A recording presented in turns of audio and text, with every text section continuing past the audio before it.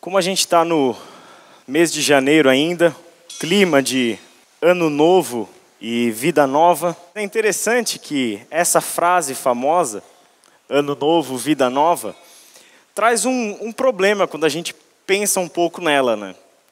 Porque ano novo e vida nova só dura até quando? Quando é que você já está falando essa frase de novo? No próximo ano, no começo do ano, ou no final do ano que está começando agora. Então, em dezembro, a gente já entra na expectativa de ano novo, vida nova. A gente não vê a hora de que tudo recomece, de que tudo volte, né, ao seu início de novo, a oportunidade de recomeçar as coisas, a oportunidade, às vezes, de realizar as coisas que nós prometemos que realizaríamos, mas não conseguimos concluir.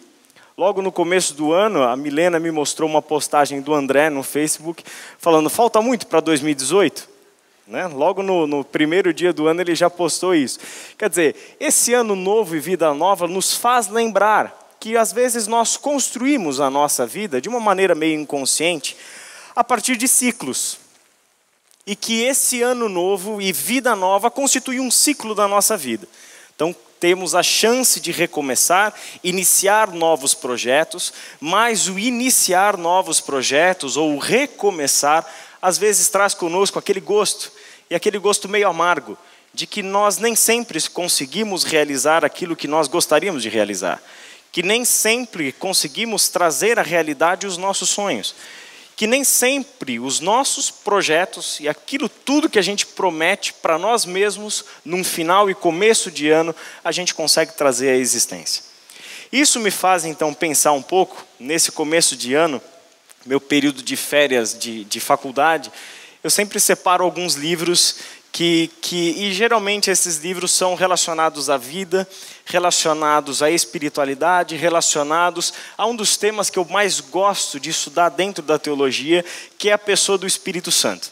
E eu, refletindo sobre isso nesses dias, eu pensei um pouco nesse texto que eu gostaria de compartilhar com vocês nessa manhã, que está lá em João, o Evangelho de João, no capítulo 4, os versículos 13 e 14. João 4, 13 e 14. O contexto todos nós conhecemos, foi mencionado aqui, inclusive, nessas celebrações nossas de Natal, no mês de dezembro. É o contexto em que Jesus conversa com uma mulher samaritana, no poço, em Sicar, e aquela conversa confusa, aparentemente, entre Jesus e aquela mulher, gera para nós um dos textos mais magníficos que nós encontramos em todo o Novo Testamento, sobre a pessoa de Jesus, a sua missão como o Messias de Deus, e em especial, sobre a pessoa do Espírito Santo. Eu só quero ler esses dois versículos com vocês. Jesus respondeu, quem beber desta água, terá sede outra vez. Mas quem beber da água que eu lhe der, nunca mais terá sede. Ao contrário, a água que eu lhe der se tornará nele uma fonte de água a jorrar para a vida eterna. Vamos fechar os nossos olhos e orar mais uma vez? Pai querido, lemos a tua palavra e estamos, Senhor, na expectativa de que teu Santo Espírito fale conosco. Transforme em vida, Senhor, essas palavras que lemos e que elas tenham sentido pleno em nossa vida, em nosso momento e nesse começo de ano em especial, Pai. Que isso seja determinante para o que vamos fazer daqui para frente. Em nome de Jesus Cristo. Amém. Embora esse texto, nesses dois versículos que nós lemos, não mencione a pessoa do Espírito Santo, no contexto maior, onde esse diálogo de Jesus com a mulher samaritana, do qual esse é só um trecho, e também o contexto todo do Evangelho de João, claramente aparece para nós o fato de que essa imagem de água da vida ou fonte de vida é uma imagem que Jesus utiliza para falar do Espírito Santo de Deus. E aquilo que o Espírito Santo de Deus representaria naquele que bebesse da água que Jesus tem para oferecer. O que o Espírito Santo de Deus seria na vida daquelas pessoas que crescem em Jesus e, portanto, recebessem o seu Espírito. Quando a gente olha para a Bíblia, a gente tem essa curiosidade sobre a pessoa do Espírito Santo.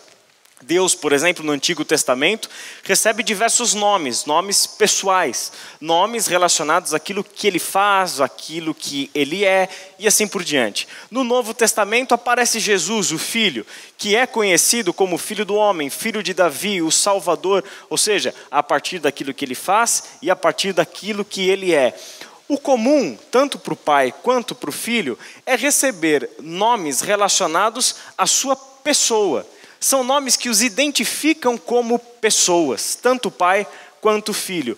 O Espírito Santo, por sua vez, normalmente não aparece identificado tanto como pessoa, embora ele seja, mas as imagens que a Bíblia prefere utilizar para a pessoa do Espírito Santo são imagens às vezes um pouco diferentes. Quando a gente olha então para todo o texto bíblico, e eu só vou pegar alguns exemplos, olha as imagens que aparecem para o Espírito Santo.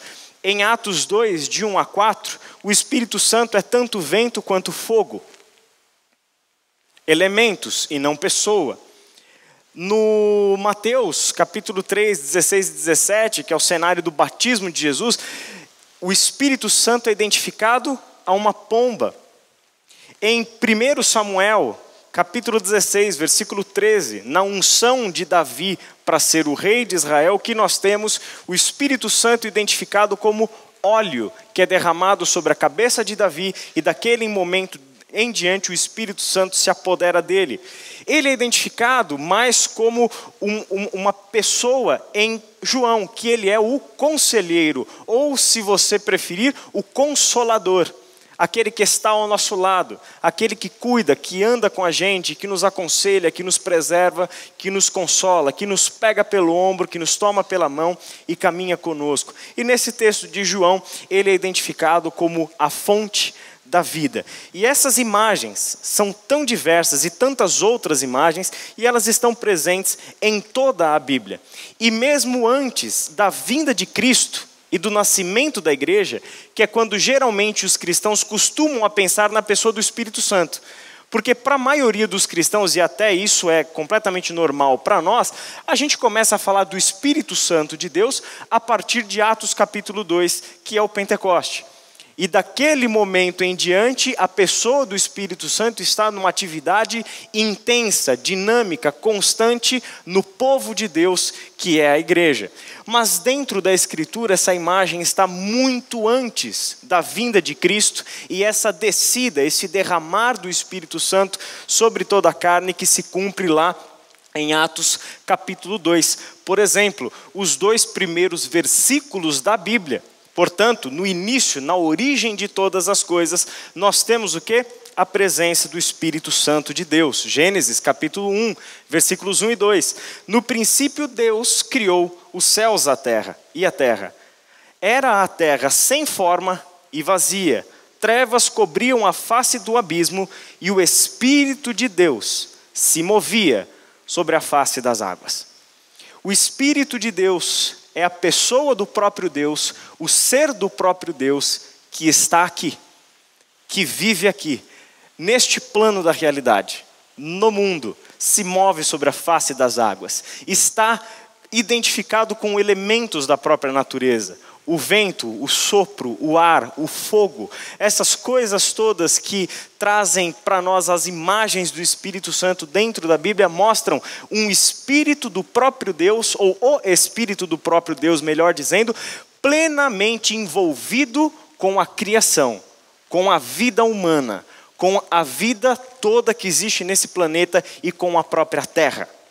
O Espírito de Deus é a presença do próprio Deus aqui entre nós, no nosso meio. E quando a gente faz então essa varredura em toda a Escritura, tentando pesquisar um pouco sobre esse Espírito de Deus, que está presente em tudo e em todos os momentos da história, desde a criação até a consumação, a gente vai chegar a uma conclusão muito semelhante a essa que este teólogo muito querido por mim chega. O dom e a presença do Espírito Santo são o acontecimento mais sublime e maravilhoso que pode suceder a nós, à comunidade humana, a todos os seres vivos e a essa terra. Pois no Espírito Santo não está presente um de muitos espíritos bons e maus, mas está presente o próprio Deus, o Deus que cria e vivifica, que redime e que salva. Onde está o Espírito Santo, ali Deus está presente de maneira especial, e nós experimentamos a Deus através da nossa vida, que se torna totalmente viva por dentro. Experimentamos a vida integral, plena, restaurada e redimida com todos os nossos sentidos. Sentimos e degustamos, apalpamos e vemos nossa vida em Deus e Deus em nossa vida. Essa é uma fala de Jürgen Moltmann, num livro onde ele fala sobre o Espírito Santo e a teologia da vida. Então, aqui a ideia é a seguinte: quem é o Espírito Santo de Deus? Para alguns movimentos protestantes, e ao longo da história da igreja, vamos dizer assim, Espírito Santo de Deus foi até mesmo um assunto deixado de lado. Por quê? Por causa de problemas doutrinários. Exatamente porque um outro lado da igreja cristã exagerou nas suas interpretações sobre o que é o Espírito Santo e sobre como ele se manifesta. E levou essas pessoas a verdadeiros absurdos em nome da pessoa do Espírito Santo. Então, aqueles que não se identificam com esse grupo de cristãos, que usam e abusam de manifestações supostamente espirituais e do Espírito Santo de Deus, atribuem os seus sentimentos, emoções, religiosidades e etc. à pessoa do Espírito Santo de Deus. Um outro grupo de cristãos faz o quê? Eu nem toco nesse assunto. Nem quero mais saber quem é o Espírito Santo de Deus, já que levou eles aquilo, então eu não sou como eles, então eu nem toco nesse assunto. Mas aí a gente tem um problema grave, porque a Bíblia não nos deixa nem ir para um lado e nem para o outro, porque eu não posso negar o fato de que em toda a Escritura, o Espírito Santo de Deus é a presença do próprio Deus na nossa vida, na nossa história, na criação de Deus. E esse Espírito Santo de Deus perpassa toda a história de Deus na nossa existência. Então, aqui nós temos uma realidade muito importante. O Espírito de Deus é o maior presente que Deus, o Criador de todas as coisas, deu para nós, para a humanidade, para os seres vivos e para toda a criação. Ele é o fôlego de vida, Ele é a existência, é Ele que traz as coisas à vida. É o fôlego do próprio Deus que é soprado na narina do homem e ele se torna um ser vivente. Esse Espírito de Deus está presente em todas as coisas. Por isso, voltando a essa conversa de Jesus com a mulher samaritana e a essa imagem específica de Jesus para o Espírito Santo como fonte de vida eterna, a gente vai pensar um pouco sobre esses dois versículos que lemos. O versículo 13 disse o seguinte para nós: Jesus respondeu: quem beber desta água terá sede outra vez, mas quem beber da água que eu lhe der, nunca mais terá sede. E aqui Jesus mostra uma das coisas mais incríveis que a gente encontra na sua pessoa: a sua sensibilidade à condição humana. A sensibilidade com que Jesus trata a vida humana. Mas ele não trata a vida humana no seu sentido genérico e abrangente. Nesse momento, é o olhar de Deus que está ali, em Cristo Jesus, olhando diretamente para uma mulher, para aquela mulher. Aquela mulher que tem um encontro com Jesus, acidental, entre aspas, com Jesus, quando ela está à beira do poço. Jesus também está ali à beira daquele poço. E o texto diz que isso aconteceu que horas? Meio-dia. E meio-dia é o horário que nenhum ser humano normal vai ao poço retirar água. Por quê? Por causa do calor escaldante e por causa do peso do cântaro de água para você retornar para a cidade. Então, meio-dia é o horário mais impróprio que existe para você ir retirar água. Mas por que essa mulher vai ao poço meio-dia, para a gente lembrar da história? Ela vai ao poço meio-dia porque ela não quer ser vista por ninguém. É uma mulher que quer evitar contatos sociais. É uma mulher que não quer ou que já está cansada de ser vista pelas pessoas da sua cidade por aquilo que de fato ela é. E essa conversa vai revelar isso mais para frente. Era uma mulher que já teve 5 maridos e o homem atual nem marido dela era. Isso no seu tempo, isso em qualquer tempo na verdade, faria com que essa mulher fosse vista de uma forma pejorativa, negativa, moralmente duvidosa. Uma pessoa provavelmente alvo de diversos preconceitos sociais. E aí Jesus tem a conversa com aquela mulher que parece ser sobre água do poço, mas na verdade se revela sobre uma água existencial, sobre uma sede que ela tem de vida, uma sede que essa mulher tem na sua condição humana. Essa sensibilidade de Jesus é incrível. Então a palavra de Jesus para essa mulher que inicia a conversa pedindo água para a mulher. Olha, me dê um pouco de água. E aí a mulher começa a conversar com ele, eles entram nesse diálogo e chega a essa palavra de Jesus. Olha, quem beber dessa água, dessa fonte de onde você está tirando água, essa pessoa vai ter sede de novo. Mas quem beber da água que eu tenho para oferecer, quem beber da água que eu tenho para dar, essa pessoa será saciada para sempre. Ela nunca mais terá sede.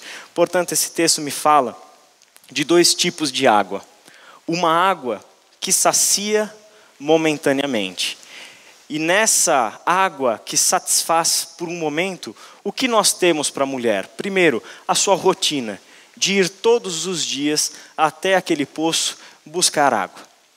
E a sua condição de ter que ir escondida do convívio social, separada das pessoas por causa da sua condição. Essa cena, eu não sei até que ponto isso influenciou ou não, mas enfim, essa cena me lembra muito de um filme antigo, eu não lembro o nome do diretor desse filme, mas era A Letra Escarlate, não sei quantos de vocês assistiram esse filme. Em A Letra Escarlate é uma mulher adúltera que ela é obrigada a viver na sociedade com uma vestimenta, uma determinada vestimenta, e com uma letra A grande no seu peito, em vermelho, que a identificava como adúltera. E ela era obrigada a viver na sociedade daquele jeito. E por todas as pessoas por quem ela passava, ela era vista por aquilo que ela tinha feito, pelo erro que ela tinha cometido. A partir desse momento, então, o filme começa a mostrar toda a dificuldade de vida dela. A filha dessa mulher é tida entre as outras crianças com grande preconceito. As crianças chamam a menina de filha de uma bruxa e assim por diante. A menina é completamente excluída, a mãe é completamente excluída. Mas os homens adúlteros da sociedade, esses são os primeiros a acusar a mulher. E assim por diante, o filme se desenvolve dessa forma. Ou seja, aquela condição terrível daquela mulher, de ser estigmatizada por algo que ela fez, não é diferente do que essa mulher de Samaria passa. E Jesus, o próprio Deus, o Criador de todas as coisas, se encontra com ela naquela fonte e se importa com ela. E vê aquela mulher, mas vê aquela mulher e enxerga além daquilo que ela fez ou deixou de fazer. Enxerga o coração daquela mulher. Enxerga o ser humano criado à imagem e semelhança de Deus que ali está. E que ele, Jesus, estava neste mundo para redimir aquela mulher. E ali naquele encontro ele fala dessa água e dessa rotina, desse ciclo, de que todos os dias começa de novo. Todos os dias eu tenho que voltar à fonte. Todos os dias eu tenho que encarar a minha realidade. Todos os dias eu tenho que viver no meio do meu povo, estigmatizada por aquilo que eu fiz. E isso é tão pesado, e isso é um peso tão grande que existe sobre mim que eu não consigo me livrar desse ciclo. De modo que eu já tive 5 maridos e tenho o 6º que não é o meu.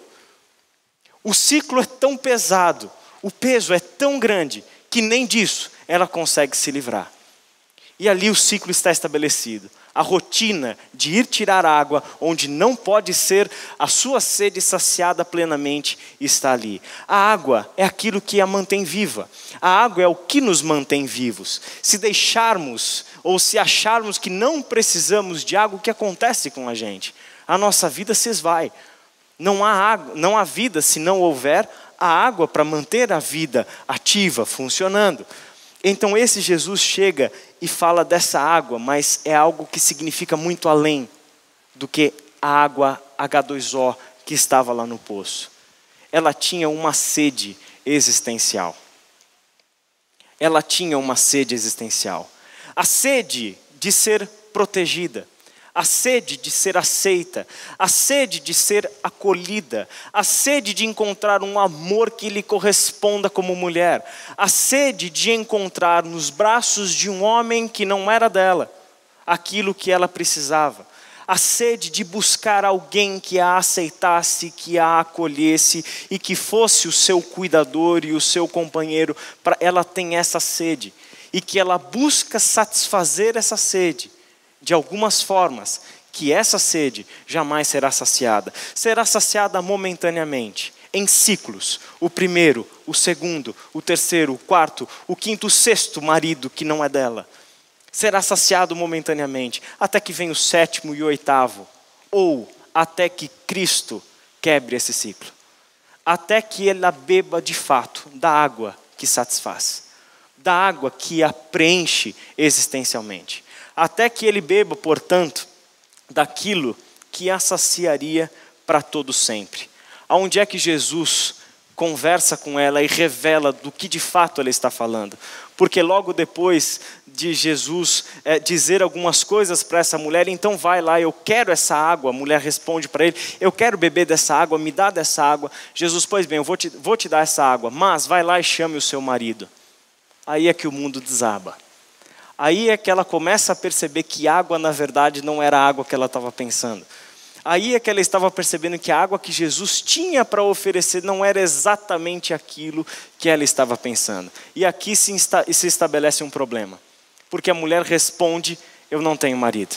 E a resposta de Jesus revela a sua realidade. Eu sei que você não tem marido. Eu sei da sua condição. Eu sei tudo que você fez. Mas eu não estou aqui para julgar você. Eu não estou aqui para condenar você. Eu não estou aqui para fazer o que as outras pessoas da sua cidade fazem com você. Eu estou aqui para te oferecer a água da vida. Eu estou aqui para quebrar o ciclo. Eu estou aqui para romper com esse ciclo mortal no qual você se encontra. Eu estou aqui para oferecer para você a saída. E não uma saída para um novo ciclo, mas a saída. Porque o que eu te ofereço vai te saciar para sempre. Não se abre um novo ciclo, é para sempre. É a água que te saciará eternamente. E essa água, nas palavras de Jesus, é interessante você perceber que não está no poço e que essa água não pode ser comprada. Essa água não está disponível em qualquer lugar. Essa água não pode ser comprada, não está em nenhum poço. E não é a água com a qual nós temos buscado satisfazer os nossos anseios. Não é a água que nós temos bebido para darmos sentido à nossa vida. E nós fazemos isso porque ser como a mulher de Samaria é natural para todos nós. A mulher de Samaria é um espelho de quem nós somos. Porque nós buscamos saciar a nossa sede com água que não sacia. Nós buscamos beber água que nos satisfaz momentaneamente. E isso é o que a Bíblia chama de pecado. Buscar saciar a nossa sede com aquilo que não é água que jorra para a vida eterna. Buscar saciar a nossa sede com preenchimentos, com vícios, com relacionamentos, com drogas, com tantas e tantas coisas que não nos levarão a absolutamente nada, só nos colocarão dentro de novos e novos ciclos. O trabalho, o dinheiro, uma ideologia, seja o que for, onde estamos buscando a nossa realização existencial, onde nós estamos nos alimentando daquilo, achando que esse alimento vai nos manter vivos. O que Jesus está dizendo é, quebre o ciclo comigo, rompa este ciclo comigo e beba da água que eu ofereço. Porque essa água que nós bebemos, nós encontramos abundantemente neste mundo. Só que existe a água que somente Jesus pode oferecer, que não está aí, encontrada em qualquer lugar, mas é somente Jesus Cristo que pode nos oferecer. E uma outra afirmação importante sobre essa água: é somente Jesus que tem, e Ele não vende essa água. Ele dá essa água. Ele oferece gratuitamente essa água. É curioso quando movimentos que se dizem cristãos estão por aí comercializando uma suposta água, mas que não é a água que Jesus tem para oferecer. Porque a água de Jesus não é vendida. A água de Jesus é dada gratuitamente. A água de Jesus é Ele quem chega e oferece. Essa água não nos custa, custou para Ele. Essa água Ele nos dá. Esse Jesus que nos oferece a água que sacia a nossa vida de todas as sedes que nós temos, mas que em todas essas sedes e em todas as águas que temos bebido, nós temos buscado o preenchimento de vazios da nossa existência, da nossa condição humana por causa do pecado. Mas Jesus chega e nos oferece a possibilidade de quebrarmos esse ciclo e de bebermos a água da vida, de bebermos da água que Ele tem a nos oferecer. O versículo 14 diz: ao contrário, a água que eu lhe der se tornará nele uma fonte de água a jorrar para a vida eterna.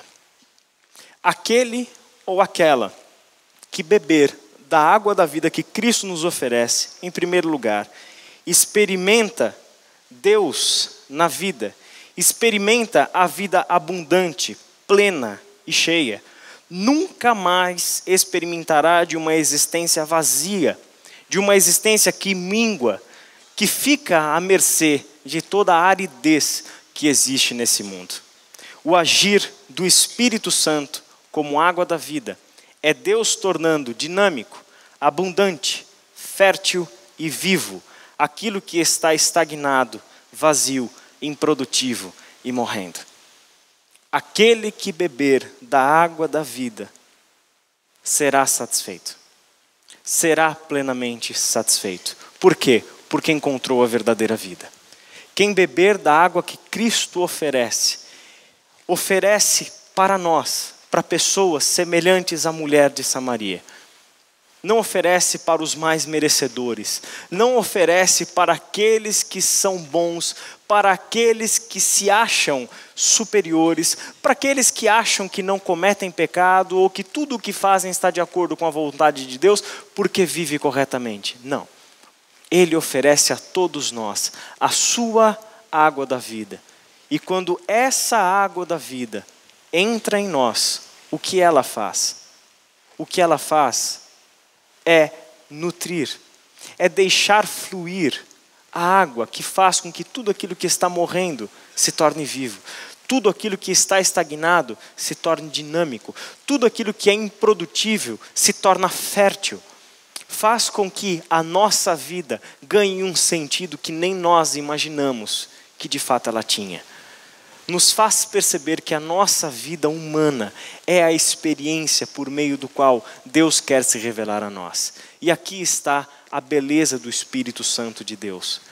O Espírito Santo de Deus não é para nós uma experiência exterior a nós, fora da vida. Mas o Espírito Santo de Deus é experiência para quem bebe dele. É experiência dentro da vida. É nutrindo a nossa própria vida. É Deus querendo ser experimentado por você a partir da sua própria vida. Em outras palavras, você não vai a um lugar para experimentar Deus, para ter um encontro com Deus. Você não precisa que alguém promova Deus na sua vida. Você não precisa de nenhum artefato, de nenhuma religião, de absolutamente nada que dê para você a experiência de Deus. O Espírito Santo de Deus é o próprio Deus, sendo experimentado por nós, a partir da nossa própria vida. É por isso mesmo que quando uma pessoa bebe da fonte da água da vida que Jesus oferece, o que acontece? Essa pessoa se torna uma fonte que jorra para a vida eterna. Essa pessoa que bebe da água que Cristo oferece, o que acontece?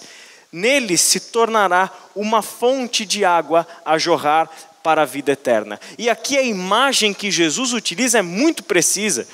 Ele não fala de um lago ou ele não fala de um rio. Ele fala de uma fonte. A água é a mesma, mas o movimento é diferente. A fonte é aquela que jorra sem parar. E que as pessoas vão atrás da fonte porque sabem que aquela água que jorra sem parar é aquela água que é boa para ser bebida. É aquela que sacia a minha sede. É aquela água da fonte, não a do rio ou a do lago, mas a água da fonte, que é aquela água onde eu vou lá para beber daquela água.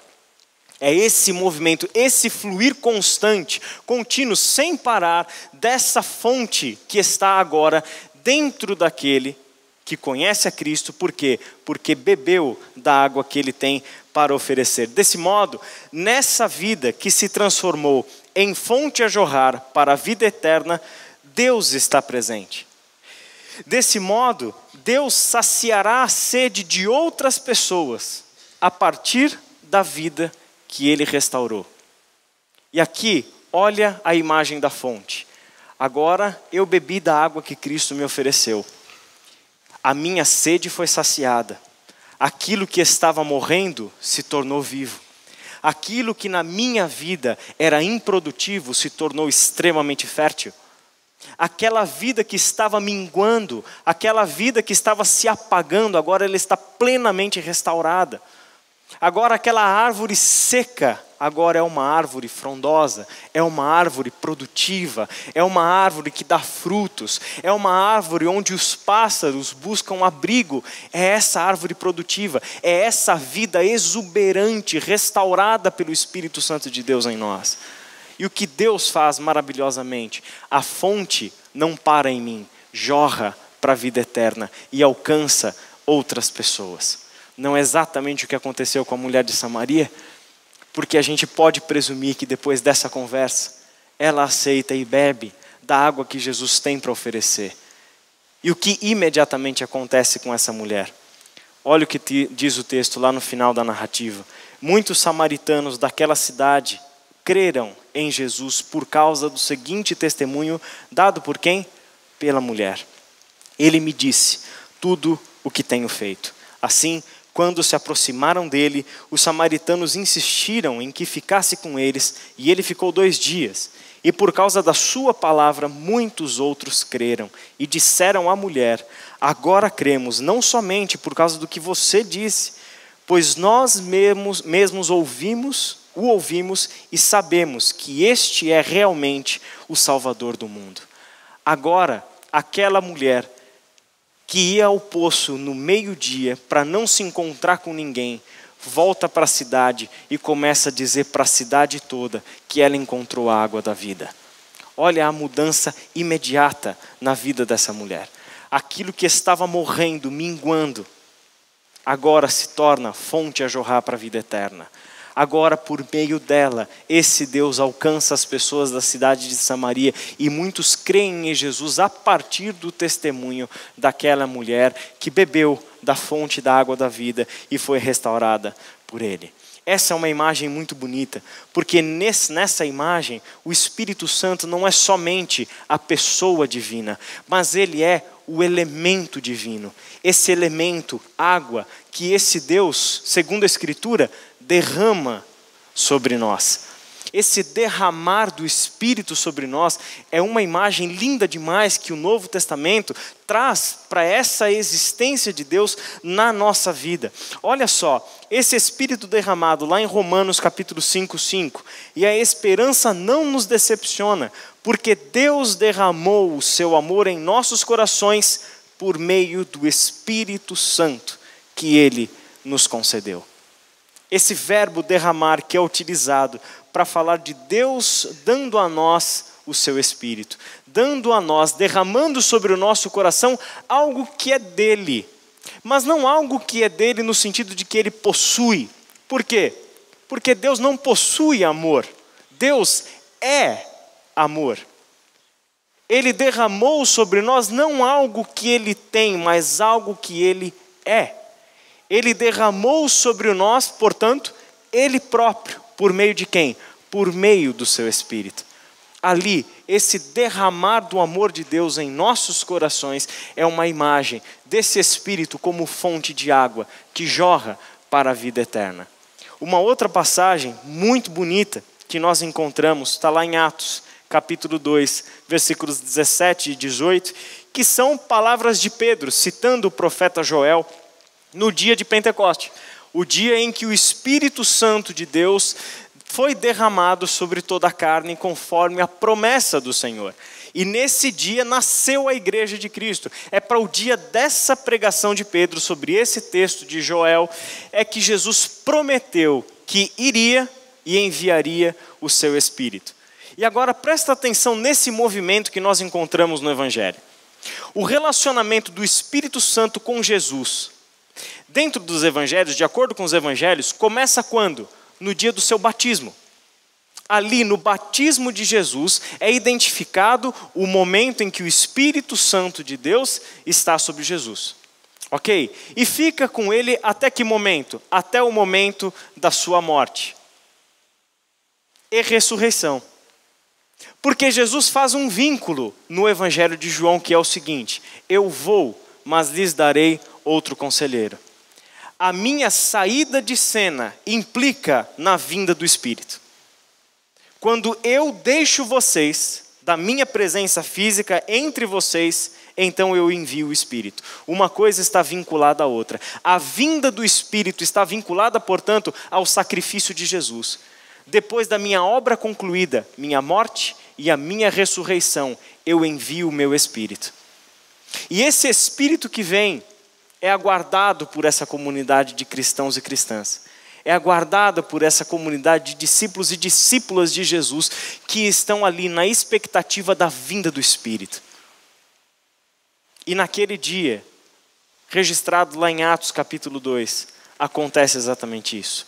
O Espírito Santo vem sobre eles e todos eles são batizados com o Espírito Santo. Recebem o Espírito Santo de Deus.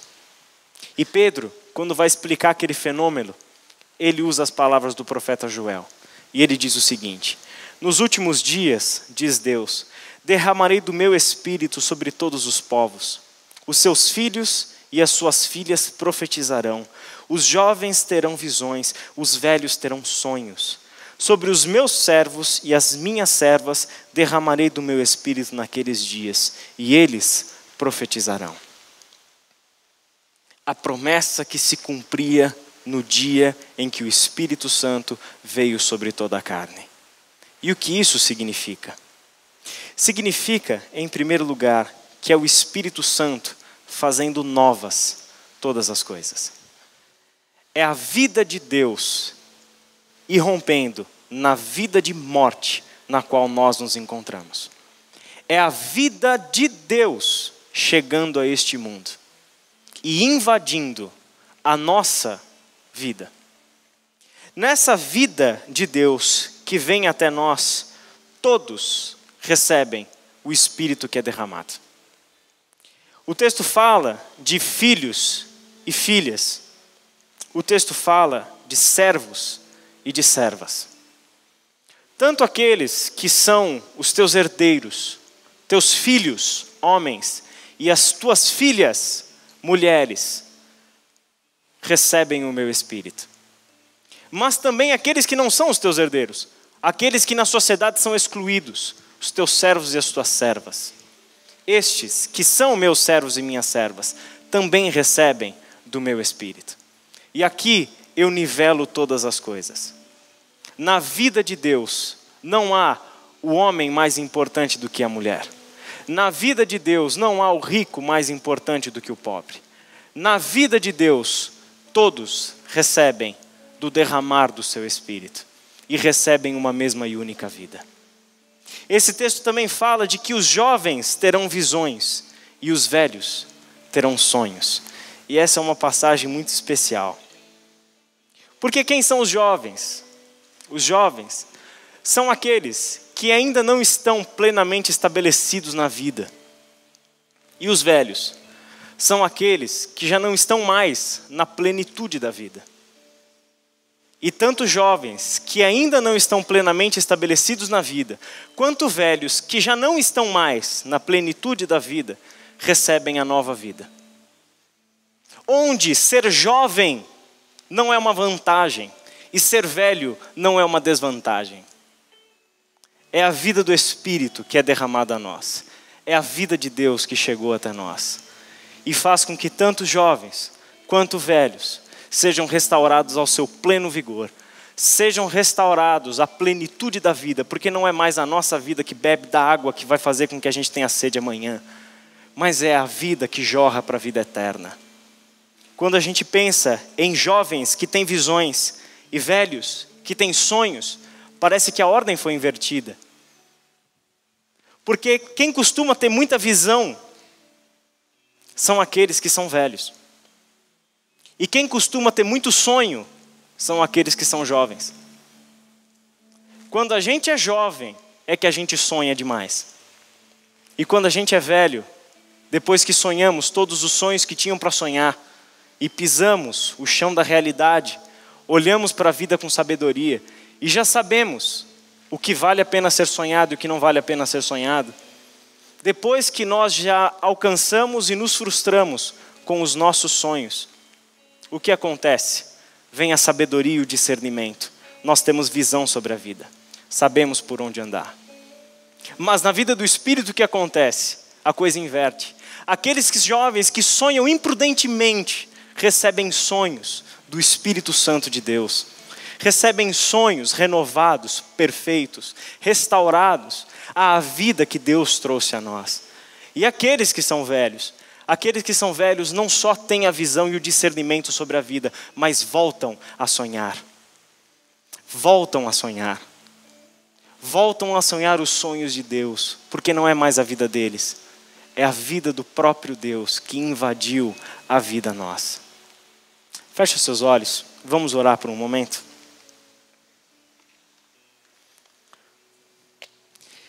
Pai querido, nós queremos agradecer. Agradecer, Pai, porque o Teu Espírito veio a nós. Agradecer porque um dia o Senhor nos ofereceu a água que nos sacia eternamente. O Senhor nos ofereceu a Tua água, a água da vida. O Senhor nos deu a fonte de vida. Pai querido, obrigado, porque nós nos esbaldamos nessa fonte. Porque nós podemos, Pai, beber desta água.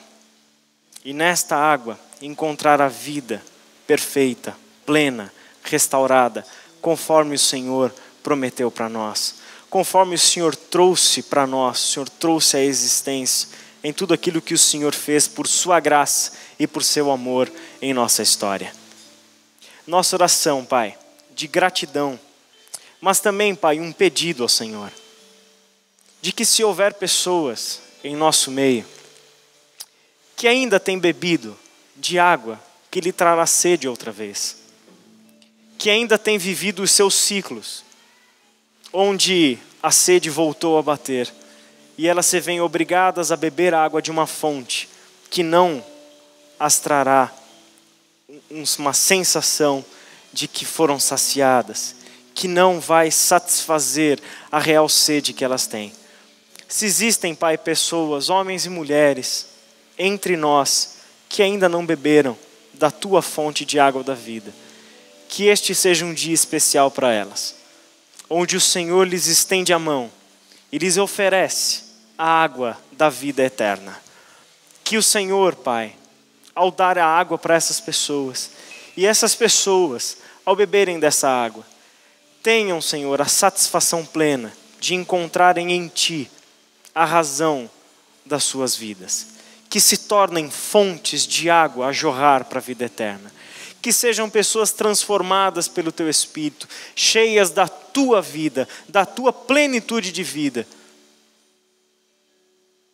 E que a partir disso, passem a saciar a sede de outras pessoas carentes por Te conhecer.